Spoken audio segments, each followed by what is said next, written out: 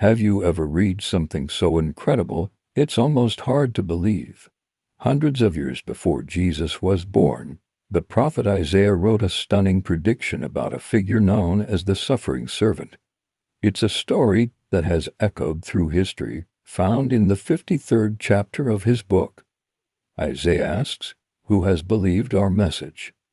He describes someone who wouldn't look like a king or a celebrity. He would grow up like a small plant in dry ground, with no special beauty to attract us. In fact, he would be despised and rejected, a man full of sorrow and familiar with grief.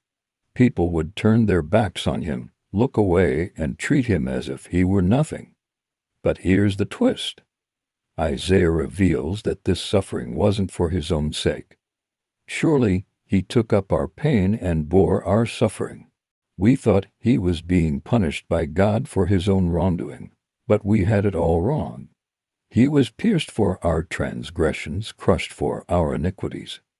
The punishment that brought us peace was on him, and by his wounds we are healed. Think about that. We've all gone our own way, like sheep wandering off from the flock. But the Lord laid on him the sins of us all. He was oppressed and afflicted, yet he didn't fight back or even speak up to defend himself. He was led like a lamb to the slaughter, silent before his accusers. He was taken away, judged, and cut off from the land of the living, stricken for the sins of the people. They assigned him a grave with the wicked, but he ended up with the rich in his death, because he had done no wrong and never deceived anyone. Even more incredible, Isaiah says it was the Lord's will to crush him and cause him to suffer.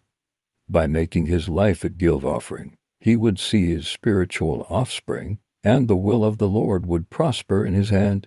After his suffering, he would see the light of life and be satisfied. Through his knowledge, this righteous servant would justify many, bearing their sins. Therefore, God would give him a place of honor among the great. Why? Because he poured out his life unto death, was counted among the rebellious, bore the sin of many, and made intercession for the transgressors. This ancient prophecy points to a love so profound it's willing to suffer in our place. It's a message of hope, healing, and redemption that continues to change lives today. Thanks for watching.